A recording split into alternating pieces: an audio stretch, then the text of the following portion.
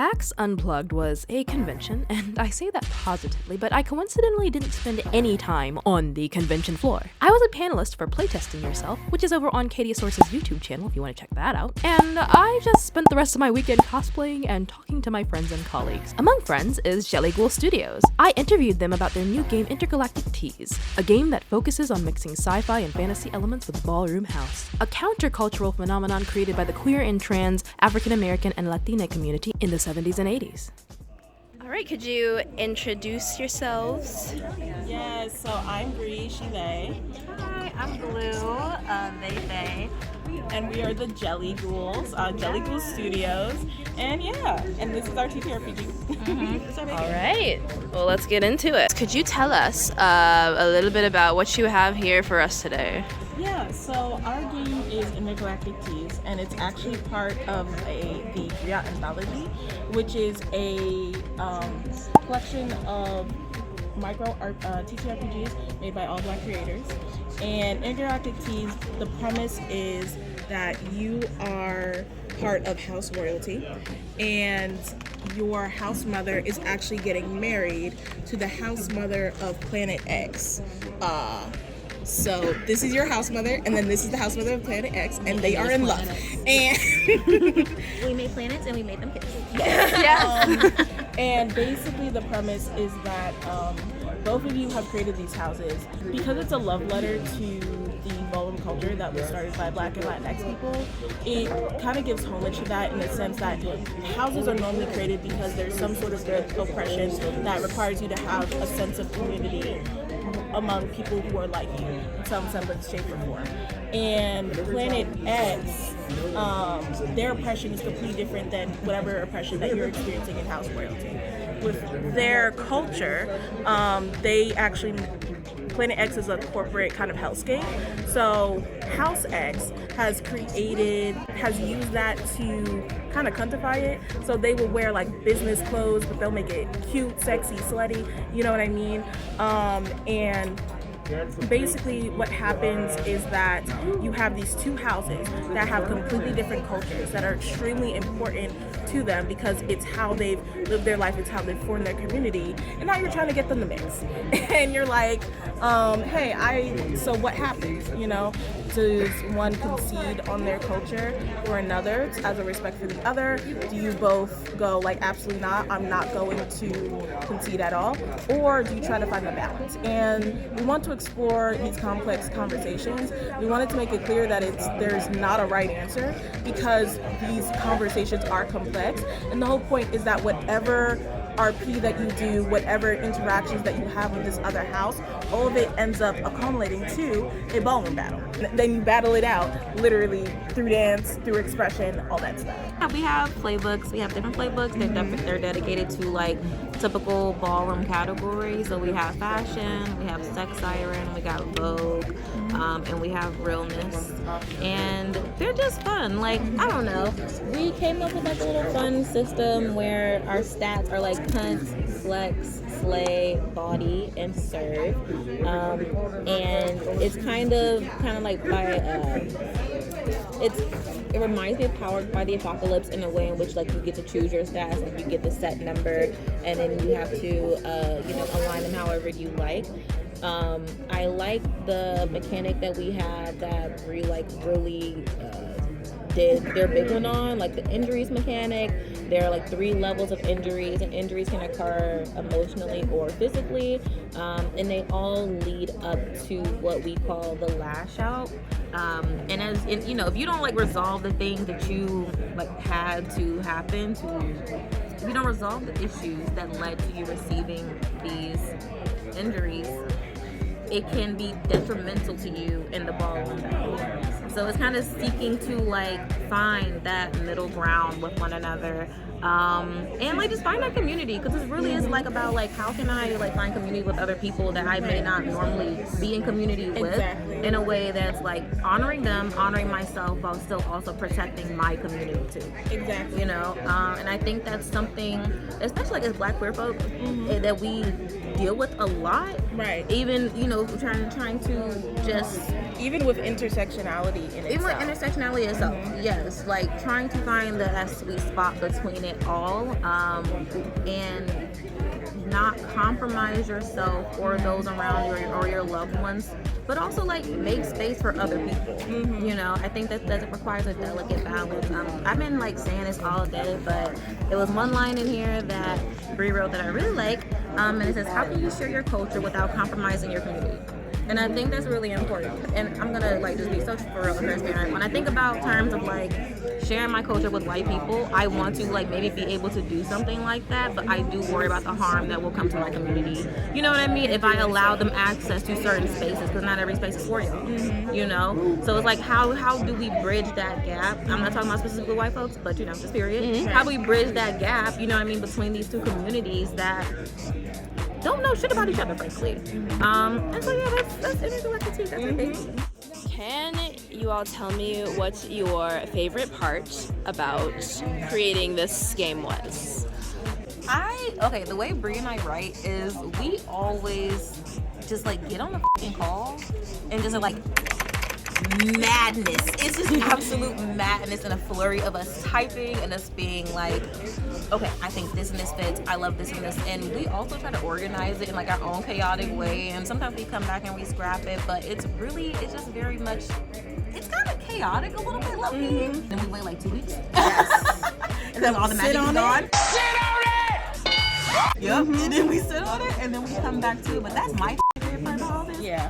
Yeah, I think my favorite is like just legit like writing. Right. And also like the layout, because I did the layout for our Yes, and did a fantastic job on doing that. My favorite part is, honestly, I'm gonna kind of echo the same thing. When we write, it's basically like we share the same like brain cell, and it's just kind of like an ebb and flow. And here's the thing, like I don't know if anybody else experiences this, but when you're writing by yourself, you can't. First of all, you can't just write anything about it, right?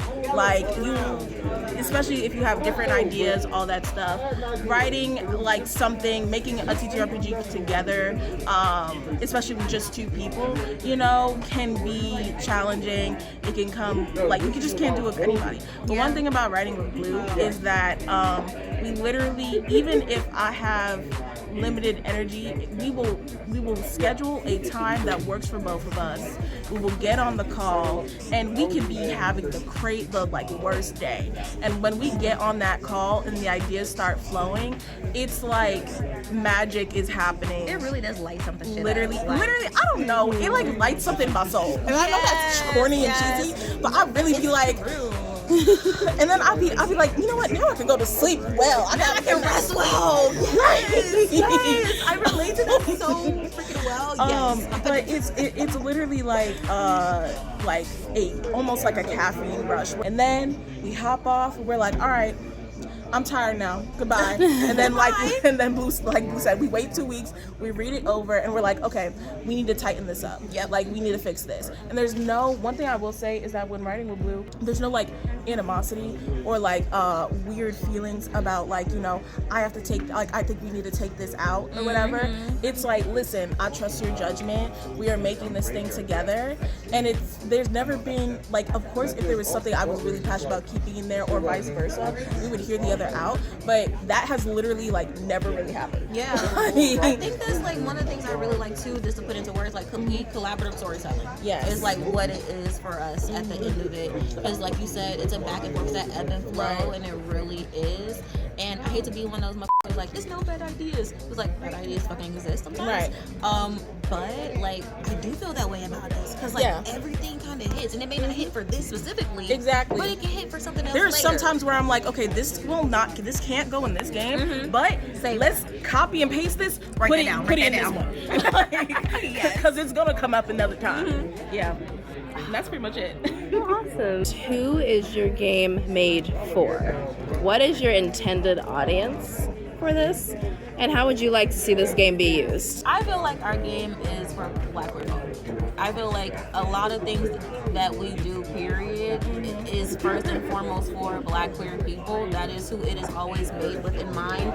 Like we told Showcat earlier, like when people read this, we want them to think, oh yeah, and they made it. like a black person made it. Like this is it. You know what I mean? Like just that cultural significance that you just immediately know. Like that is what I look for when I am writing and like we're doing this. But also I feel like it's for queer folk of color specifically, who have always needed to find that space to belong and find like that community.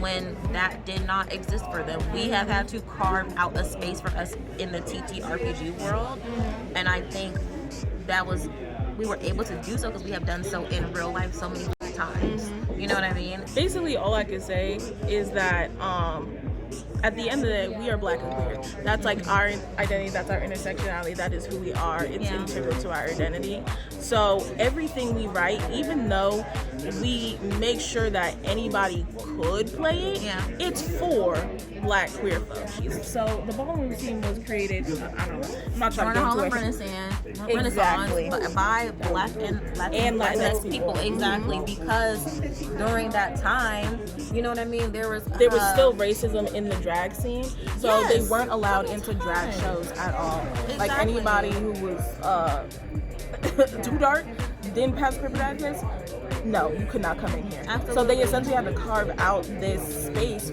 just for them. And so of course it's like I said, like for people like just people of color in general, especially those who have had to deal with this historically. But at the end of the day, we are black and queer. We know how to write for black and queer people. Yeah.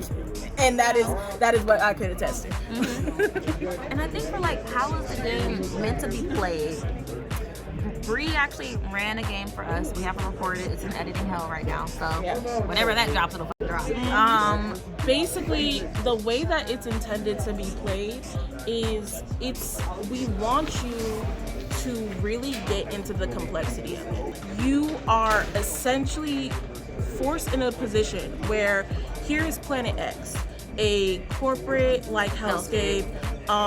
Black and white, everything is monochrome. Sharp edges, shapes, things of that nature.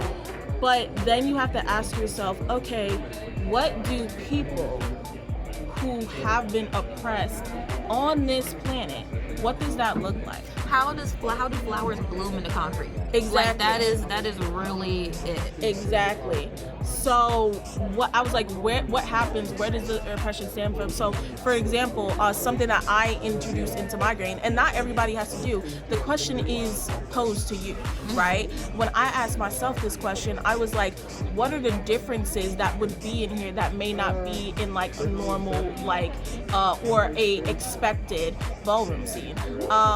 Instead of like the kind of like really like high the freestyle voguing, they're very much like it's very sharp edges. Focus on the choreography, focus on the dancing. There's no like music for real. It's all body movement. So like snapping, clapping, stomping your feet. That is the music that is included in the space. And even when they're vocalizing, instead of like the rapid kind of vocalizing that we know in ballroom today, I described it as it's just kind of monotone, but it's like a concise beat. So I would be like, dance, shake that ass and dance. Okay. And like that would be like, yes.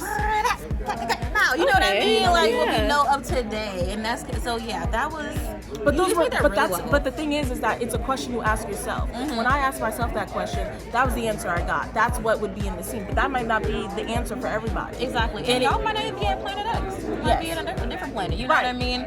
You can absolutely take the bones and do whatever you want with it. And that's honestly what I'm most excited about to see. When people are like, I want to play this, I'm like, please do it. Tell us what you do with it. I want to know how you crumple this up and then spread it out again. You know what I mean? It could be used in literally, you could create a planet, any type of planet that you could think of, and think about, okay, in this planet, in this new world that I have created, how are the people oppressed? I want to do a Wild West world. How are the people in this Wild West world oppressed? What does their house look like? What does their culture look like? What does their music sound like? Exactly. You know what I mean? Those are the things that I think about. How have these marginalized communities carved out a space for them, a safe haven for them? Yes. Thank you so much for letting me interview you all today.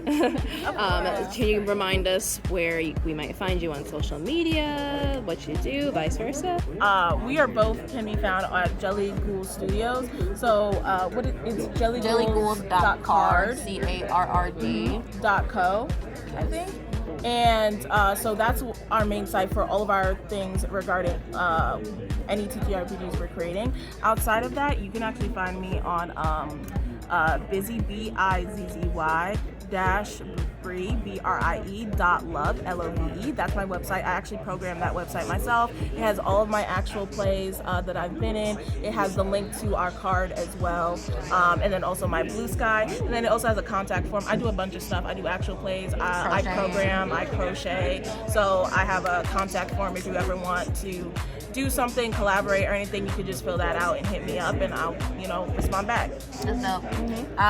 Yeah, I am Bluu, aka King V in the internet streets. So you can find me as King V, as King with a Y, or anywhere Baddie Bards is. I'm the co-founder of Baddie Bards as well. We're an all black, all queer, all trans actual play studio. So y'all should come check us out. And also, I did the layouts. I do layout shit. I also did Busy Bree's logo. So I do logo shit. Yes. And so, hire me and pay me because I'm cute. Yes, pay them. Yes. Let's go. Oh, and you know what? There's like a little tidbit. We wrote a Black Queer expansion for Can You Host? We did. So y'all should check that out. We also played it on the One Shot podcast with Dylan, and I played one of our playbooks, The Pillow Princess, who I was trying to embody today. Yes. So yeah, y'all should listen to that, and you should absolutely play Can You Host, and you should absolutely play. I'm gonna pick it up for y'all. Okay. Intergalactic Teaz. Okay. Thank you all for tuning into the interview. If you liked what you saw, please like and subscribe. And remember to also check out Jellighouls Studios and their work. Thank you so much for watching. Bye!